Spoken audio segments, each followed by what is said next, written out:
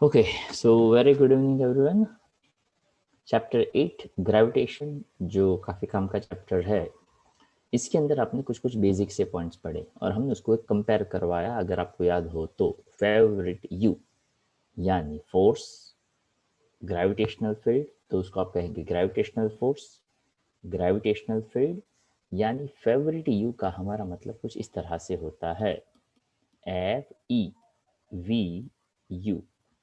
तो F for gravitational force, E for gravitational field, V for gravitational potential, and U for gravitational potential energy.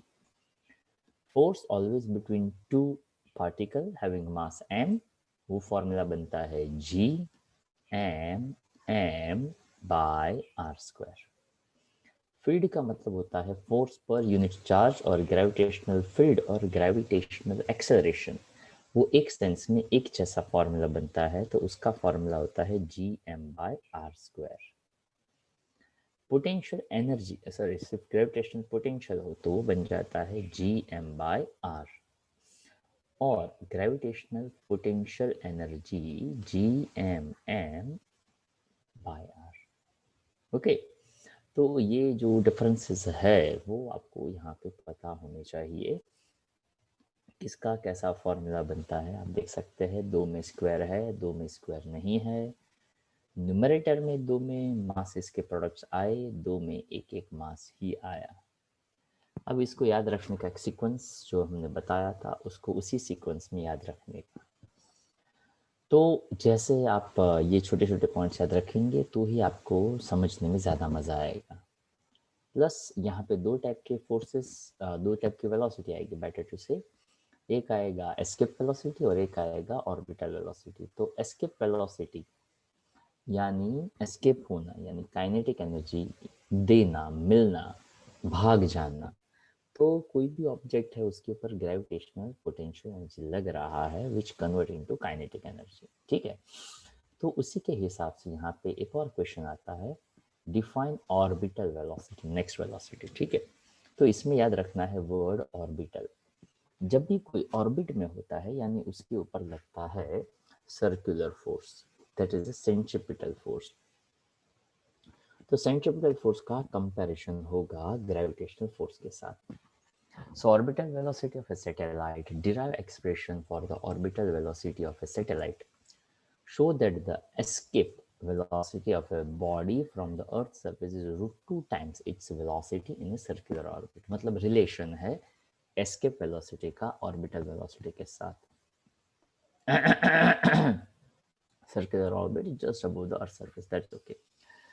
तो orbit word indicates that कि कोई भी satellite circular motion में घूम रहा है। Orbital velocity is the velocity required to put the satellite into orbit around the Earth.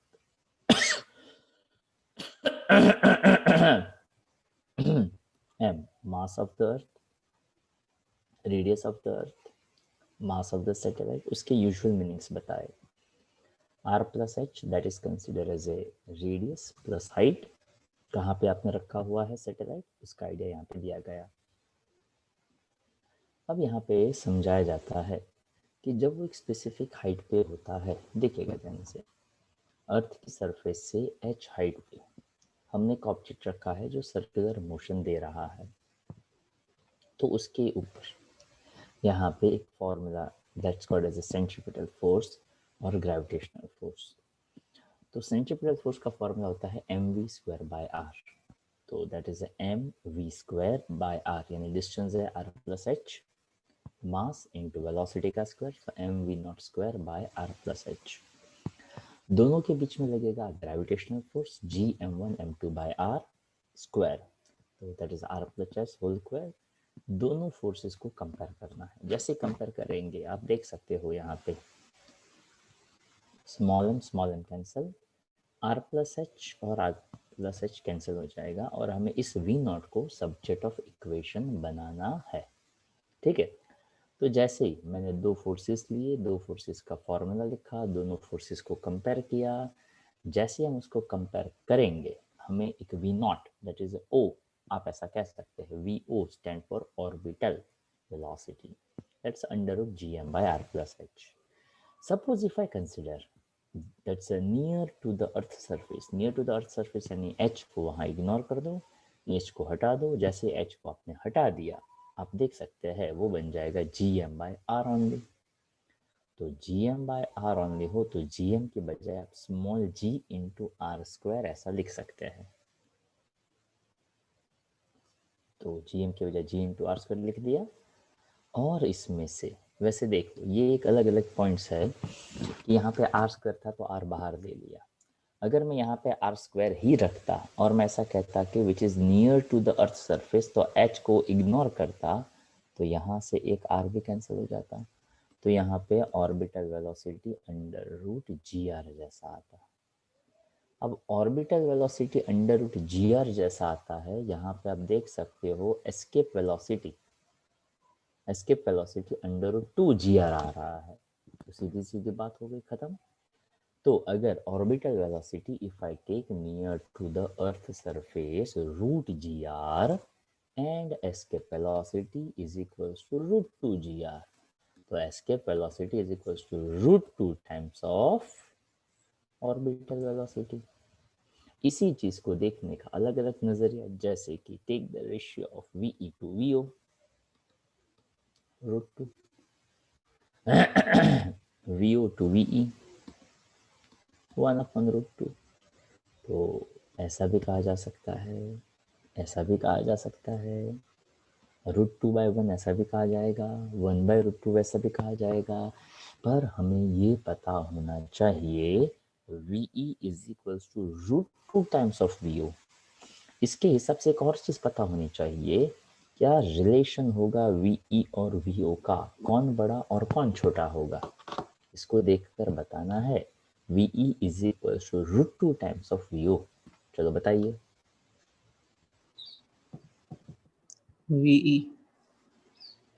VE बन जाता है 1/√2 टाइम्स, यानी 1.41. VO से मल्टीप्लाई करो तब जाकर VE बनता है. तो VE is greater than VO. तो यहाँ पे पूरे क्वेश्चन को फिर से रिवाइज करवा दो, ध्यान से देखिएगा, हो सके उतना यहाँ पे अटेंटिव बने रहने का. ओके. तो मैंने आपको कहा हुआ है कि अगर ज़्यादा कंसंट्रेशन चाहिए तो अपना वीडियो ऑन रखने का, दूसरा रखे या ना रखे दैट इज़ योर चॉइस.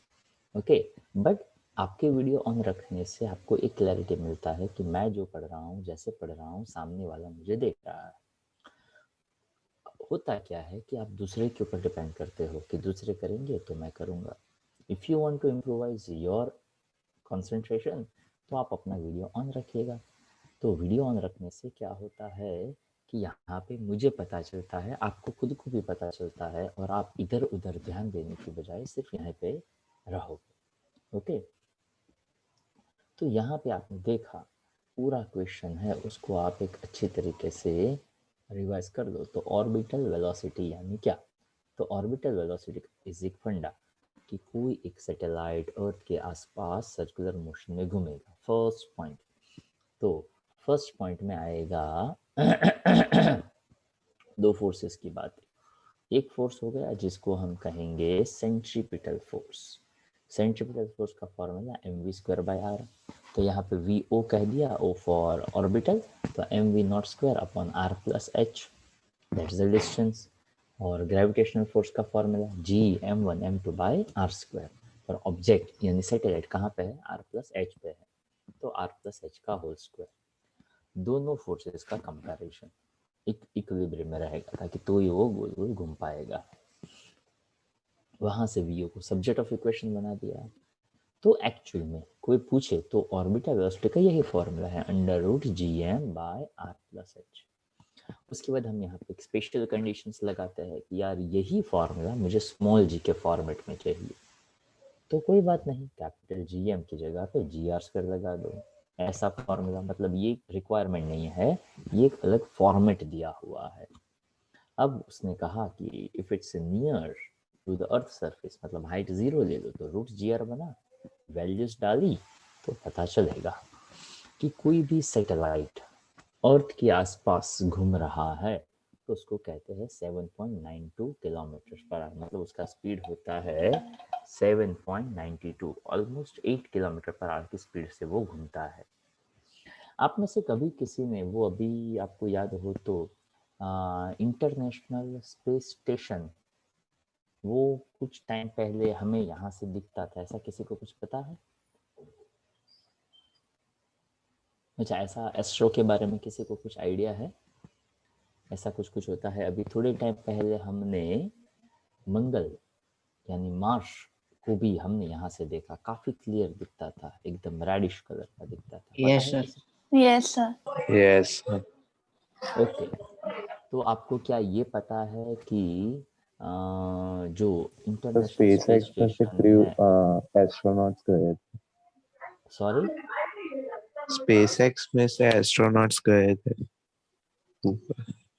हाँ वो भी है, पर यहाँ पे जो अभी जो ये क्वेश्चन है ना उसको लेकर एक छोटा सा पॉइंट ये बनता है कि हमें शाम मतलब इवनिंग के टाइम पे हमें कोई ऐसा एक ब्राइट स्पॉट दिख सकता है स्काई के अंदर, जो हमें ऐसा लग रहा है कि it's just like a star, पर वो स्टार नहीं होता है, वो ऐसे ऐसे धीरे धीरे धीरे धीरे अपनी पोजीशन चेंज करता है। ओके, हाँ वैसे हर एक स्टार्स की पोजीशन चेंज होती रहती है ऐसा हमें लगता है, ताकि पोजीशन उसकी नहीं हमारे चेंज होते रहते, अर्थ का रोटेशन होता रहता है। पर मैं जो बात कर रहा हूँ वो ऐसा है कि नोटिसेबल होता है कि यहाँ पे कोई ब्राइट स्पॉट है, आप देखते जाओ तो धीरे धीरे धीरे धीरे धीरे धीरे धीरे ऐसे घूमता है। ओके, तो उसको कहते हैं सैटेलाइट, जिसको कहा जाता है जियो स्टेशनरी सैटेलाइट। जियो स्टेशनरी सैटेलाइट का मतलब क्या, तो कि जैसा अर्थ का रोटेशन होता है एग्जैक्टली उसी तरह से उस सैटेलाइट का भी रोटेशन होता रहता है। उसको आप ऐसा समझिए, ये अर्थ का फेस है और ये सैटेलाइट का फेस है। अब आप अगर ये दोनों साथ साथ साथ साथ साथ साथ घूमेंगे, तो अगर आप नोटिस करो तो पहले भी आपको ऐसा एक ही हाथ मेरा दिख रहा था, उसके पीछे भी एक हाथ है। अब ये गोल घूमते घूमते घूमते घूमते घूमते ये ऐसा हो गया, तो भी आपको एक ही हाथ दिखेगा। मतलब क्या, तो कि ये दोनों सरफेसेस एक दूसरे के आमने सामने था। ओके, तो उसका रोटेशन टाइम यानी उस सैटेलाइट का रोटेशन टाइम और अर्थ का रोटेशन टाइम एक ही होता है। It's called as 24 hours. Okay, तो उसको कहते हैं जियो स्टेशनरी सैटेलाइट। अगर हमने ऊपर जो देखा था ना एस्केप वेलोसिटी, तो अगर आप कोई भी ऑब्जेक्ट को एस्केप करवाना चाहते हो, जैसे कि कोई छोटा सा स्टोन हो या बड़ा सा सैटेलाइट हो, किसी को भी एस्केप करवाना हो, तो हमने ऊपर मतलब अभी आगे पढ़ा था कि एस्केप स्पीड होती है अप्रॉक्स 11.2 किलोमीटर पर सेकंड, यानी एक सेकंड में कितना ट्रैवल होता है? 11.2 kilometers. पर सेकंड, यानी एक सेकंड में वो 11 किलोमीटर डिस्टेंस अगर कोई ऑब्जेक्ट ट्रैवल करेगा, तो अर्थ की जो ऑर्बिट है, ओके, ग्रेविटेशनल पुल है, वहाँ से वो बाहर जा सकता है। उसी तरह से अगर कोई सैटेलाइट ऐसे अर्थ के आसपास घूमना चाहता है, तो उसका स्पीड होना चाहिए 792 किलोमीटर पर सेकंड। तो ये एक छोटा सा इंपॉर्टेंट सा डेटा था जो आपको याद होना चाहिए। उसके बाद यहाँ पे कंपैरिजंस करवाया VO और VE का रिलेशन क्या हो सकता है। ठीक है, तो ये भी क्वेश्चन पूछा जा सकता है और इसको अच्छी तरह से याद रखना बहुत ज़रूरी है। ये जो क्वेश्चन है derive expressions for the total energy of satellite, अब ध्यान से सुनिएगा इस बात को। सैटेलाइट स्पेस में कैसी ऑर्बिट में घूमता है?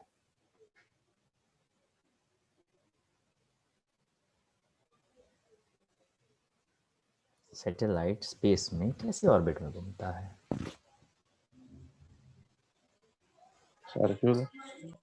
सर्कुलर ऑर्बिट में घूमता है। ठीक है, अब उसको अलग तरीके से सोचने का ट्राई करिए कि अगर कोई ऑब्जेक्ट एस्केप कर दिया, हमने अर्थ से बाहर कर दिया, तो क्या हमारा उसके ऊपर कोई कंट्रोल रहेगा? No, sir. No, sir. अगर हमने सैटेलाइट बाहर भेज दिया और बस वो हमारे कंट्रोल से बाहर हो गया, तो क्या हमारे काम का हुआ? No sir. No. No, sir. तो हमें दो चीज़ें करनी पड़ती है, उसको ऑर्बिट से बाहर भेजना भी पड़ता है और फिर भी वो हमारे साथ बाउंड रहे, यानी अर्थ का उसके ऊपर पोटेंशियल एनर्जी रहे, ऐसा भी करना पड़ता है। I hope you understand my point कि अर्थ की सरफेस से वो बाहर है, फिर भी वो हमारी स्पेसिफिक ऑर्बिट में रहना चाहिए। हम जहाँ चाहे वो वहीं पे रहना चाहिए, मतलब अर्थ का उसके ऊपर ग्रेविटेशनल पोटेंशियल एनर्जी लगना चाहिए। So this question is very interesting one कि जब भी कोई सैटेलाइट एक स्पेसिफिक डिस्टेंस पे होता है, वो अर्थ की सरफेस पे नहीं है, कोई एक डिस्टेंस पे है, that is the distance R, तो वहां पे हम लगाते हैं उसके ऊपर potential energy GMM by small r. अब तो कि वो ऑर्बिट में घूमता है तो kinetic energy of a satellite due to orbital motion, यानी यहाँ पे यूज करना है ऑर्बिटल वेलोसिटी, और हमारे पास ऑर्बिटल वेलोसिटी का फॉर्मूला है √GM/r। ओके, तो अब यहाँ पे ऐसा देखना है। अच्छा, अगर किसी को कोई छोटा सा क्वेश्चन हुआ हो तो मैं यहाँ पे आपको बता दूं, यहाँ ऑर्बिटल वेलोसिटी GM/r लिखा हुआ है। यहाँ पे ऑर्बिटल वेलोसिटी किधर गया, ऑर्बिटल वेलोसिटी GM/r+h लिखा था। तो मैं सिर्फ एक छोटा सा पॉइंट बता दूं कि इस क्वेश्चन में radius of the earth plus h height है, तो नेक्स्ट क्वेश्चन में r+h की कंबाइंड वैल्यू को ही स्मॉल r कहा हुआ है। आई रिपीट माई स्टेटमेंट, यहाँ पे ऑर्बिटल वेलोसिटी को √GM/r+h कहा है, जो यहाँ पे इस क्वेश्चन के अंदर उसी r+h को कंबाइंडली यहाँ पे स्मॉल r का नाम दिया हुआ है, दैट्स इट। तो देखो अब काइनेटिक एनर्जी बन गया GMM/2r। सो इंटरेस्टिंग पॉइंट ये बना। अच्छा, यहाँ पे माइनस साइन इसलिए है ताकि वो उसको पुल करके रखता है, that is called as a potential energy. जितना पुल करके रखता है उतना ही अगर हम पॉजिटिव एनर्जी दे तो ही वो बाहर जा सकता है, ऐसा एक कॉन्सेप्ट हमने समझने का ट्राई किया था। तो अगर हम सैटेलाइट के ऊपर टोटल एनर्जी की बात करें तो टोटल एनर्जी यानी kinetic energy plus potential energy. तो काइनेटिक एनर्जी है ½ GMM/r, पोटेंशियल एनर्जी है -GMM/r। तो हाफ जो है उसमें प्लस साइन है और -1 जो है यहाँ पे, तो हाफ -1, तो हाफ में से -1 सब्ट्रैक्ट करेंगे, सॉरी हाफ में से 1 सब्ट्रैक्ट करेंगे तो बचेगा कितना, -½ बचेगा। -½ तो इसको स्टेप वाइज सिंपल तरीके से याद रखने का ट्राई करने का। First of all potential energy का formula -GMM/r। Second kinetic energy, पर यहाँ पे काइनेटिक एनर्जी में यूज करनी है वेलोसिटी, ताकि सैटेलाइट कैसी ऑर्बिट में घूमता है, सर्कुलर ऑर्बिट में, तो आपका वेलोसिटी होता है ऑर्बिटल वेलोसिटी। तब जाकर आपको ये पूरा का पूरा आइडिया है वो आएगा। अब इसको लेकर मैं एक छोटा सा पर एक नया कॉन्सेप्ट आपको दे रहा हूं, ध्यान से सुनिएगा। ये तो चलो खैर हो गई orbital velocity, this is a total energy of satellite. अब यहाँ पे मैं छोटा सा पॉइंट लिख रहा हूँ कि मान लो एक सैटेलाइट हमने लॉन्च किया, सालों के सालों बीत गए, तो क्या ऐसा है कि वो इनफाइनाइट टाइम तक काम देता ही रहेगा? सालों के सालों तक वो सैटेलाइट काम नहीं करता सर, रहेगा? उसके लाइफ नहीं स्पैन सर। होता है। नहीं। तो मान लो कि वो सैटेलाइट बिगड़ गया, तो अब उसको क्या करना चाहिए?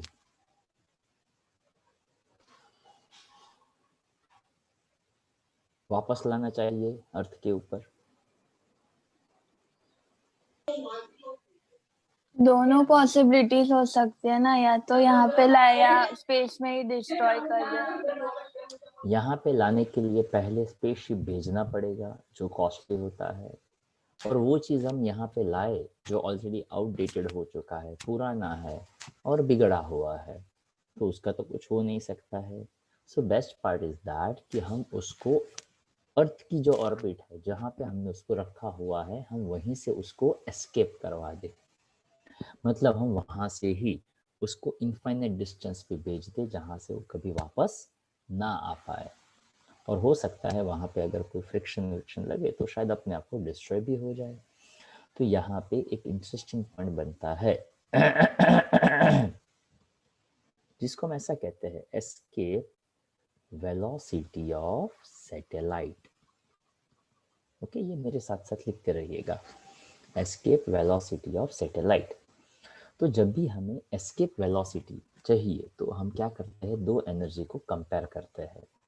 तो एक एनर्जी ये है एस्केप करवाना, यानी उसको मोशन में लाना। मोशन में लाने के लिए कौन सा एनर्जी होती है, जब भी कोई ऑब्जेक्ट मोशन में आए तो कौन सी एनर्जी होती है, काइनेटिक। Kinetic. काइनेटिक। तो एस्केप वेलोसिटी ऑफ सैटेलाइट में हमें क्या करना है, kinetic energy is equals two plus,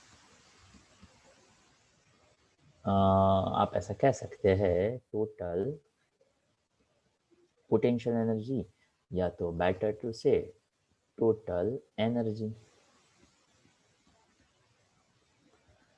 तो kinetic energy half M V square, पर मैं यहाँ पे वी डैश कर देता हूँ, तो वी डैश का मतलब हो जाता है escape velocity of satellite, which is equivalent to plus G M small m by 2r।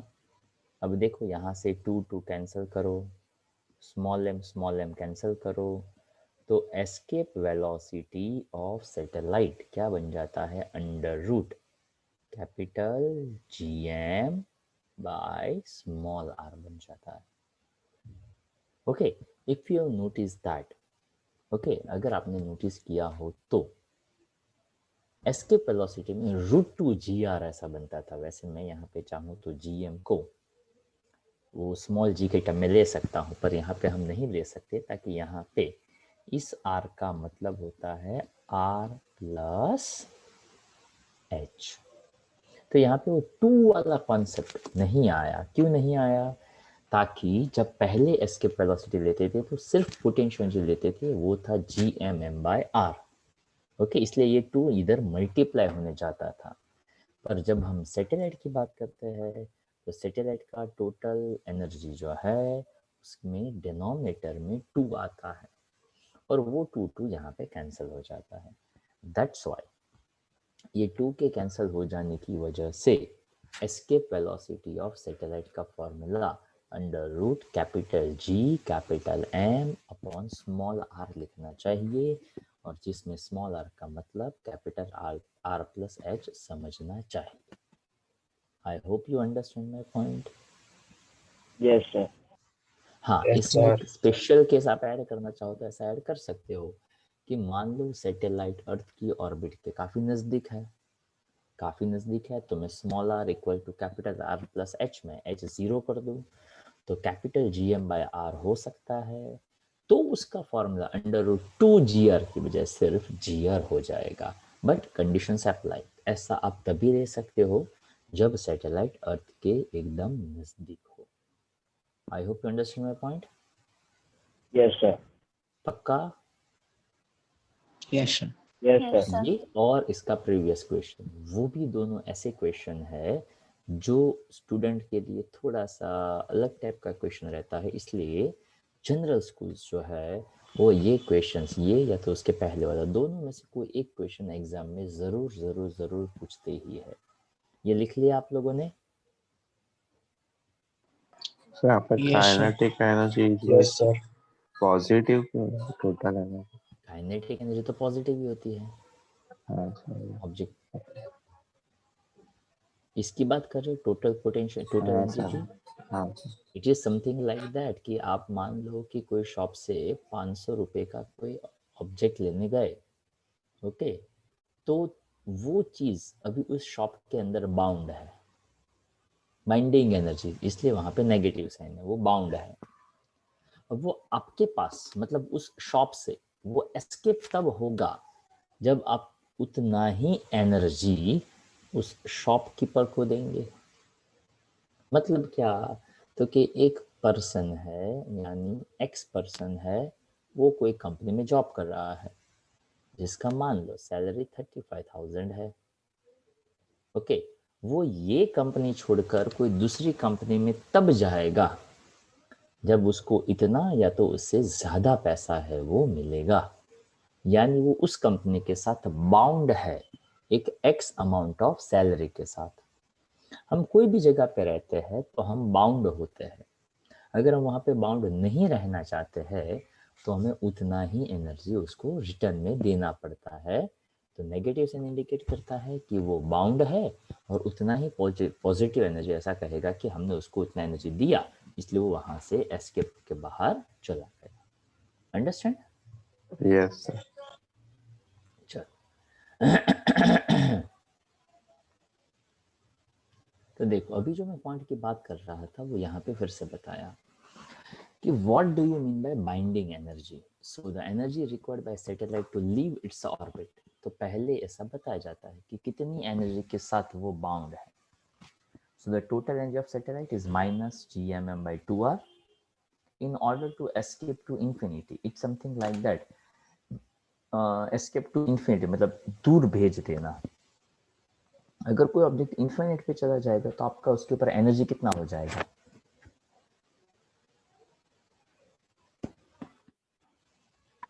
When any object is infinite distance तो उसके ऊपर आपका कोई एनर्जी रहता नहीं है। That energy will be zero. It is something like that कि आपका फ्रेंड है, मान लो आपका और उसका एक फाइनेंशियल ट्रांजेक्शन हुआ और -100 रुपीज है, मतलब आपको उसको -100 रुपीज देने हैं। उसका मतलब क्या?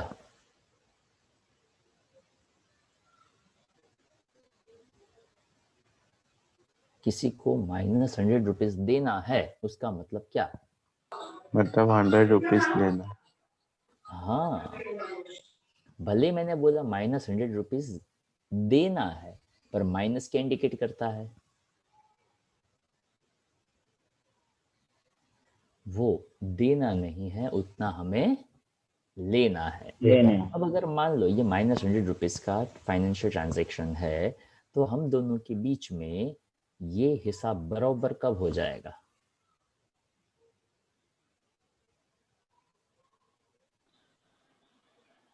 दोनों के बीच में कोई फाइनेंशियल ट्रांजैक्शन की अब जरूरत कब नहीं रहेगी?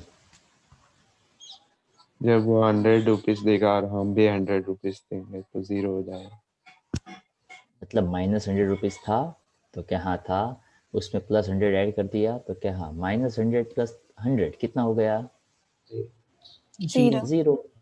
तो जितना नेगेटिव एनर्जी, जितना बाइंडिंग एनर्जी है, अगर हम उतना ही, it must be supplied an extra energy that is + gmm/2r.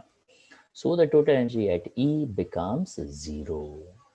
क्यों 0? तो इनफाइनाइट डिस्टेंस पे उसके ऊपर एनर्जी जो है वो 0 हो जाता है। For example something like that कि मान लो S for sun, M for mother. Okay, ये जो है वो मोबाइल पे कुछ गेम खेल रहा है, मम्मी ने उसको टोका कि गेम खेलना नहीं है। ओके, तो इसने मोबाइल साइड में रख दिया। अब मान लो मम्मी कहीं पे बाहर गई हुई है, मम्मी कहीं पे बाहर गई हुई है या तो आउट ऑफ टाउन है। मम्मी ने लैंडलाइन पे फोन करके पूछा कि बेटा क्या कर रहा है? इसने कहा कि मैं गेम खेल रहा हूँ। तो मम्मी ने कहा गेम खेलना बंद कर दे।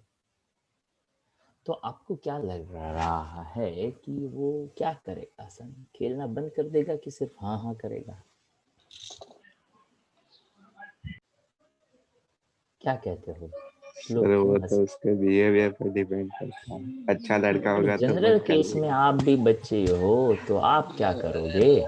वो हा करेगा और फिर गेम खेलने लगेगा। क्यों ऐसा किया उसने? उसकी मदर का कोई कंट्रोल नहीं है ना अभी उसके ऊपर। क्यों कंट्रोल नहीं है? उसकी मदर आउट ऑफ मतलब रेंज उसके कांटेक्ट में नहीं है। हाँ, तो वो दूर है। तो इस कॉन्टेक्स्ट में ऐसा समझिए कि वहां पे उसका अभी एनर्जी कैसा है? 0 है।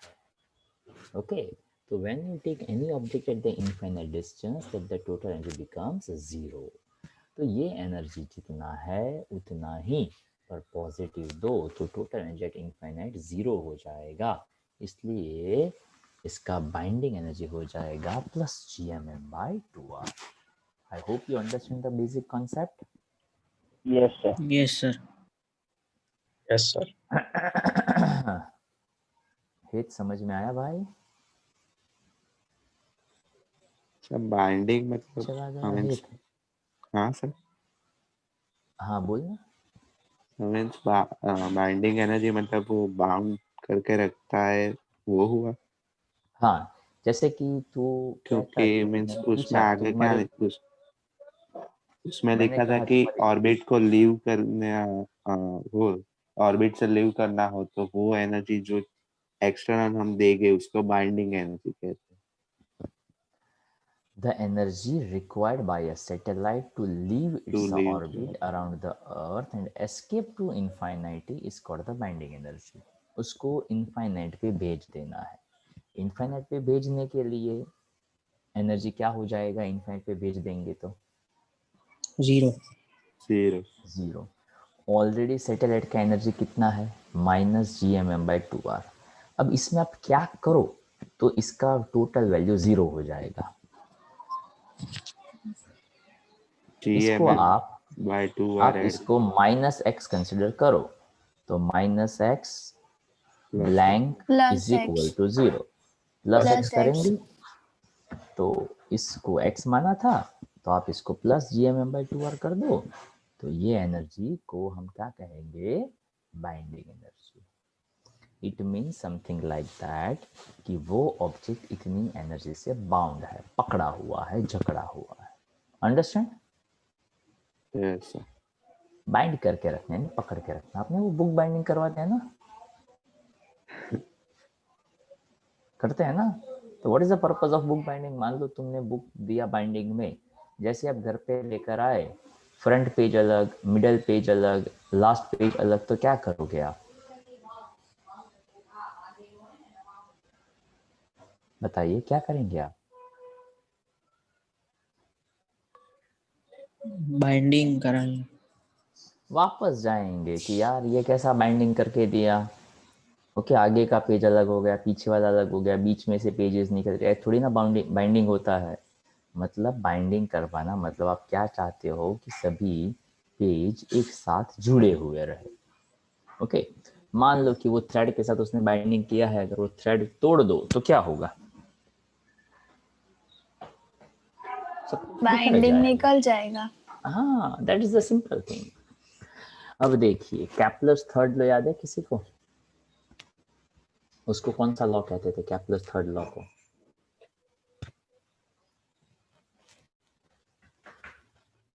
भूल गए?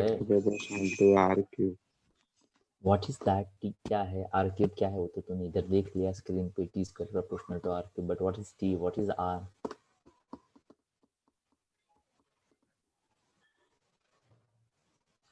उसको कहते थे law of periods. Okay, law of period क्या कहता था कि अगर कोई प्लैनेट सन के अराउंड घूमता है, उसको एक रिवॉल्यूशन कंप्लीट करने के लिए जो टाइम लगता है उसको कहते हैं टाइम पीरियड। तो square of the time period is directly proportional to cube of semi major axis. Semi major axis का कॉन्सेप्ट फिर से बता दूं। अगर आप ऐसा इलिप्स समझते थे तो इसको कहते थे मेजर एक्सिस, इसको कहते थे माइनर एक्सिस। ये आधा है इसलिए इसको कहते हैं सेमी मेजर एक्सिस।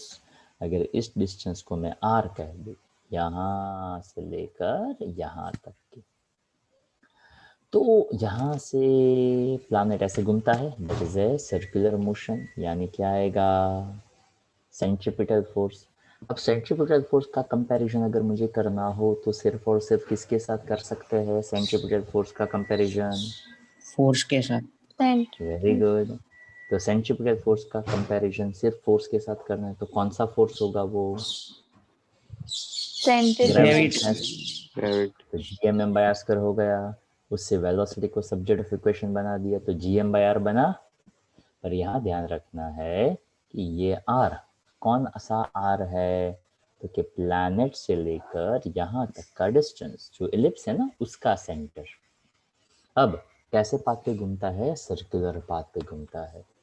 निशान समझ में आ रहा है मेरे भाई?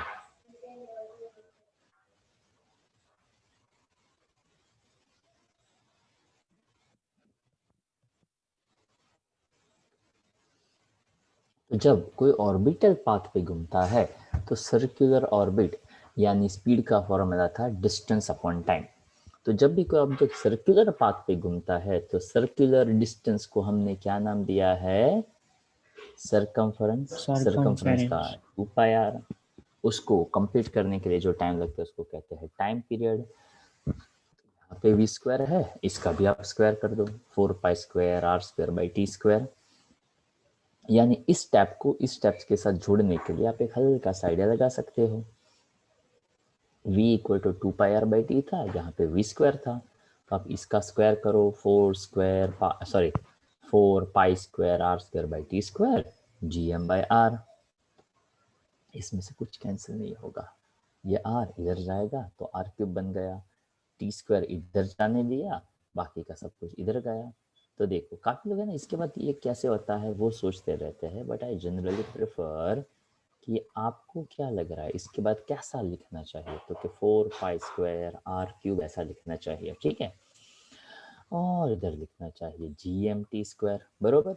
अब मुझे प्रूव करना है टी और आर का रिलेशन, तो ये पूरा स्टेप इधर लिख दूं, तो टी स्क्वायर इधर लिख दिया, जी एम जाएगा नीचे, 4 pi square G M R cube, 4 constant, pi constant, capital G constant, capital M constant, ये सब कुछ तो कांस्टेंट हो गया, तो उसको कुछ के ऐसा नाम दे दिया, ओके।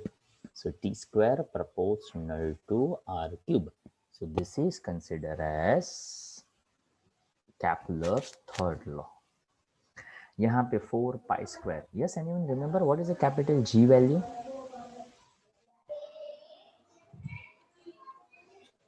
6 into 10 raised to 11. 6 चलेगा, चलेगा वैसे 6.67 हाँ, into 10 raised to चलेगा चलेगा इसलिए। और mass of the earth 6 into 10 raised to 10 raised to 24 24. kg. Okay very good. तो आपको यूनिट्स के साथ पता होना चाहिए, राइट। तो देखो अगर इतना आपको पता होगा तो आपका काफी सारा काम है वो हो सकता है। तो अब यहाँ पे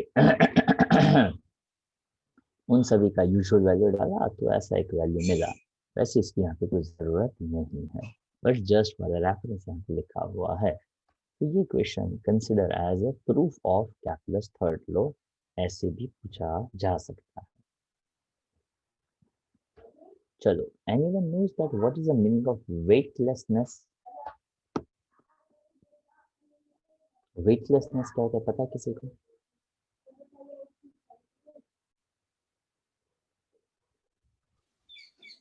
वेट एकदम नेग्लिजिबल होना। सर वेट तो होना है लेकिन फील नहीं होना। हाँ, तो यहाँ पे हमने ऐसा समझने का ट्राई किया हुआ है कि what is a weightlessness, how does a weightlessness arise in the various situations, give some problems of a weightlessness। तो सबसे पहले weightlessness यानी वेट तो है पर ऐसा फील नहीं हो रहा है कि उसका वेट है। तो यहाँ पे बताया कि अगर मान लो कोई बॉडी फ्री फॉल करेगा, फ्री फॉल करेगा मतलब क्या, तो कि उसको खुद को पता नहीं चलेगा कि उसका वेट है या नहीं है, ओके। तो उसके लिए हम कहीं से फ्री फॉल तो कर नहीं सकते भाई, ओके। तो यहाँ पे कुछ एग्जांपल्स बताए, जैसे कि इन ए फ्रीली फॉलिंग लिफ्ट, अगर कोई इंसान ने तो सिर्फ वेट जो है वेइंग मशीन है उसको हमने लिफ्ट के अंदर रख दिया, और अगर वो लिफ्ट का केबल जो है वो टूट जाए, मतलब वो फ्री फॉल करे, जैसे वो फ्री फॉल करेगा लिफ्ट जो है वो एकदम नीचे आएगा। तो जैसे लिफ्ट नीचे आएगा तो उसका एक्सेलरेशन ग्रेविटेशनल एक्सेलरेशन जितना हो जाएगा, तो हम ऐसा कहेंगे, if you remember the concept of pseudo force, याद हो तो, कि लिफ्ट आ रहा नीचे है, mg नीचे लग रहा है, एक्सेलरेशन भी नीचे है, पर नॉर्मल फोर्स कहाँ लग रहा है, ऊपर के डायरेक्शन में है। So if you remember that कि mg नीचे r ऊपर और पूरा का पूरा बॉडी भी कहाँ आ रहा है, नीचे, तो mass into acceleration, free body diagram याद होगा आपको एफबीडी, तो पता चल जाएगा that me is equals to mg minus r। बस इसमें से r को आप सब्जेक्ट बना दो, तो this called as apparent weight यानी शूडो वेट भी आप कह सकते हो। तो आर इधर गया, एम इधर आ गया, तो ये हो जाएगा एम जी माइनस एम। ओके, अब इसको समझने का एक और तरीका मैं बताता हूँ, ध्यान से सुनिएगा। आपको याद होगा चैप्टर 5 लॉज ऑफ मोशन में हमने पढ़ा था शूडो फोर्स का कॉन्सेप्ट। शूडो फोर्स में हमने ऐसा समझा था, जैसे हम बस में जा रहे हैं, बस ने एकदम से ब्रेक लगाया, तो हमारा बॉडी आगे आता है कि पीछे जाता है? पीछे जाता है। अच्छा आगे जाता है। आगे आगे जाता है। आता है। सॉरी। कोई बात नहीं। बस रुका हुआ है और एकदम से बस चला, तो बॉडी आगे जाएगा या पीछे पीछे जाएगा? पीछे। पीछे। पीछे। मतलब हमारे बॉडी में जो मोशन था उससे अपोजिट डायरेक्शन में फोर्स लगाया, पर फिर भी हम ऐसा कहते हैं कि हमारे बॉडी के ऊपर किसी ने फोर्स नहीं लगाया। तो अगर ये लिफ्ट नीचे जा रहा था तो शूडो फोर्स कहाँ लगता है? ऊपर। तो आप कह सकते हो रिएक्शन फोर्स, वैसे लिफ्ट तो नीचे जा रहा है ना, so this one is a dominating force, तो M ji minus M A ऐसा कहा जाएगा। तो वो हो जाता है उसके ऊपर लगने वाला रिएक्शन फोर्स, या तो apparent weight m g dash ऐसा आप कह सकते हैं। अब मान लो लिफ्ट ऊपर जाता, लिफ्ट ये फॉलिंग है ना तो नीचे आएगा, अब लिफ्ट ऊपर जा रहा है, ध्यान से सुनिएगा। व्हेन लिफ्ट गोइंग अपवर्ड, तो शूडो फोर्स कहाँ लगेगा? नीचे। डाउनवर्ड। तो एम ए और एम जे दोनों कैसे डायरेक्शन में है? सेम। सेम। Same direction. हमने ऐसा समझा था कि अगर कोई इंसान लिफ्ट के अंदर ऊपर जाता है तो उसको ऐसा लगेगा कि उसका वेट बढ़ रहा है, जो है उससे थोड़ा ज़्यादा दिखाएगा। अगर वो लिफ्ट में नीचे आएगा तो उसका जितना वेट है उससे थोड़ा सा कम वेट देखने को मिलेगा। तो ये जो किस्सा है वहाँ पे वेटलेसनेस, यानी अगर कोई इंसान लिफ्ट के अंदर है, केबल टूट जाए तो उसका बॉडी ऐसे हवा में रहेगा कुछ सेकंड्स के लिए, तो उसको कहते हैं वेटलेसनेस। ऐसा फील कहाँ कहाँ पे हो सकता है? तो कि जब भी कोई एस्ट्रोनॉट स्पेस में जाता है तो उसको भी वेटलेसनेस फील होती है। सो हियर दे मेंशन कि lift breaks, acceleration equals to g, तो ये हो जाएगा 0। So this is the first as well as simple example of weightlessness. Okay, उसके बाद ये छोटे छोटे उसके एग्जांपल्स वो दिए हुए हैं। Okay, I just give you 2 to 3 minutes। अगर आपके पास सॉफ्ट कॉपी तो होगा, फटाफट देख लो, अगर इसी में कोई जगह पे आपको डाउट है तो आप पूछ सकते हैं। ओके, तो अगर आपने देखा हो और कोई डाउट हो और पूछना चाहो तो आप पूछ सकते हैं, ठीक है। अब देखिए यहाँ पे हमने पार्ट 2 के अंदर 1 2 3 4 5 और 6 किया था, राइट? हाँ सर। बराबर। ओके, अब यहाँ पे कुछ क्वेश्चंस जो है मैं आपको होमवर्क में भी दे रहा हूँ, ओके, ताकि अब न्यूमेरिकल्स जो है उसमें कोई ज़्यादा प्रॉब्लम नहीं आएगा। अभी 7th में स्किप कर रहा हूँ, पहले मैं 8th को समझा रहा हूँ, ध्यान से देखिए। क्वेश्चन की रिक्वायरमेंट ऐसी है, फाइंड द पोटेंशियल एनर्जी, यानी Gmm/r. Potential energy of a system of 4 particles, each of mass small m, placed at the vertices of a square of side L. Also obtain the potential at the center of the square. तो देखो यहाँ से centre का distance अगर ये L L हो तो Pythagoras दिख रहा है, ये पूरा डिस्टेंस कितना होगा? बी डी या तो ए सी। एल एल पाइथागोरस के हिसाब से क्या हो जाएगा? ये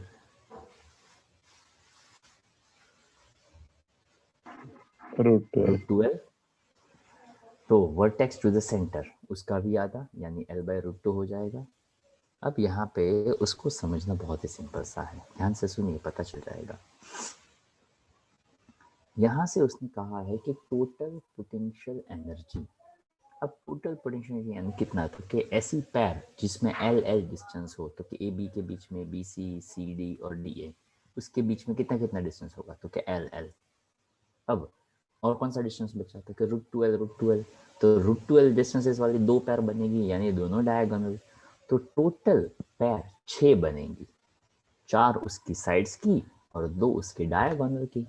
मास तो सब में सेम है, यहाँ m, यहाँ m, यहाँ m, यहाँ m, यानी potential between UBA, UCB, UCA ये क्या कहता है, AB, BC, CD, DA चारों LL वाले, AC √12, BD √12। तो हर एक में डिफरेंस किस बात को लेकर होगा, उसके डिस्टेंस को लेकर होगा। तो 4 पैर ऐसी बनेंगी -GMM/L, 4 पैर जिसका डिस्टेंस L हो, 2 पैर ऐसी बनेगी जिसका डिस्टेंस L/√2 हो। तो बस इसको कंबाइन कर दो, कॉमन क्या क्या आएगा, क्योंकि -2GM² इतना कॉमन आ जाएगा, इसमें से बचेगा 2, माइनस पहले से कॉमन ले लिया तो 1/√2 बचेगा। इट्स बेसिक मैथ्स, फिर भी ना समझ में आए तो आप पूछ सकते हैं। जनरली आई सजेस्ट कि आप यहाँ तक आंसर रखो, इट्स मोर देन इनफ। अभी 1/√2 करना, इन दोनों को ऐड करना, इसको इसके साथ मल्टीप्लाई करना, मतलब ऐसा कुछ करने की ज़रूरत नहीं है। You can keep your answer till this point. अब पोटेंशियल उसके सेंटर तक लेकर आना है, तो हर एक वर्टेक्स को सेंटर तक ही आना है।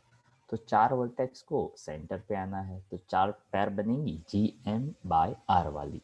और डिस्टेंस कितना वर्टेक्स टू द सेंटर, तो के उसका भी आधा, देखो O है, दैट्स L/√2। तो यहाँ पे एक छोटी सी गड़बड़ मुझे दिख रही है। देखो यहाँ पे जो 2 पैर बनाए ना AC वाली, देखो ये AC वाली और ये BD वाली, उसका डिस्टेंस है ना वो L/√2 नहीं होगा, यहाँ पे प्रिंटिंग मिस्टेक है। ओके, यहाँ पे ये जो बाय वाला साइन किया गया है ना वो नहीं आएगा, √12 आएगा। क्यों, तो क्या देखो √12 होगा ना, तो ही ये 2 कॉमन आ गया और नीचे L भी कॉमन आ गया, तो 1/√2 बचता। और वैसे 4 साइड्स आई डिस्टेंस, 2 डायगोनल, तो L/√2 नहीं बट √12 ऐसा आता। तो अगर आपने फिजिकल कॉपी निकलवाई हो तो ठीक है, नहीं निकलवाई हो तो नोटबुक में लिख लेने का कि NCERT की एक्सरसाइज का 8th क्वेश्चन है, वहाँ पे L/√2 में ये बाई जो है वो निकाल देना है। और पोटेंशियल जो है वहाँ पे डिस्टेंस आता है vertex to the centre and that is L/√2। तो वो √2 पर चला गया, क्वेश्चन हो गया खत्म। तो समझने के बाद जो जो इंस्ट्रक्शंस दिए जाए उसको सही तरीके से फॉलो करिएगा तो आपको ज़्यादा फायदा है वो होगा। उसके सॉरी पार्ट 2 का क्वेश्चन था, पार्ट 4 मैंने गलती से बोल दिया। उसके बाद ये 11th और 12th, हाँ तो होमवर्क में पार्ट 2 में 11, 12, 13, 7th मैंने स्किप किया और अभी किया हमने 8। ओके, और पार्ट 1 में से कौन कौन से क्वेश्चंस किए हमने आज? 14, 15, 16 14, 15, 16, 17 and 18, राइट? तो 14, 15, 16, 17 and 18, तो ये पार्ट 1 से इतना रहेगा और पार्ट 2 में से इतना करिएगा, ठीक है? जो करेक्शन बोला था उसको भी करेक्ट कर दीजिएगा। तो अभी का लेक्चर हम यहाँ तक रखते हैं। मंडे से हमारा रेगुलर शेड्यूल मतलब जो है वैसे का वैसा रहेगा। नेक्स्ट फ्राइडे को ओके टेस्ट चैप्टर 8 का पूरा थियरी रख दे, बाय पार्ट थियरी रखे, हाफ ऑफ रखे, क्या सजेस्ट करते हो? कोई आइडिया कि मैं अपने हिसाब से रख दूं कि चैप्टर 7 का एक और टेस्ट देना है?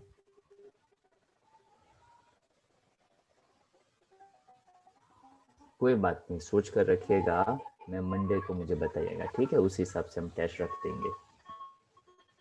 ओके, और टेस्ट होगा फ्राइडे को। Okay sir. हाँ कोई बात नहीं, वो रख देंगे। अभी लेक्चर हम यहाँ तक रखते हैं, ठीक है?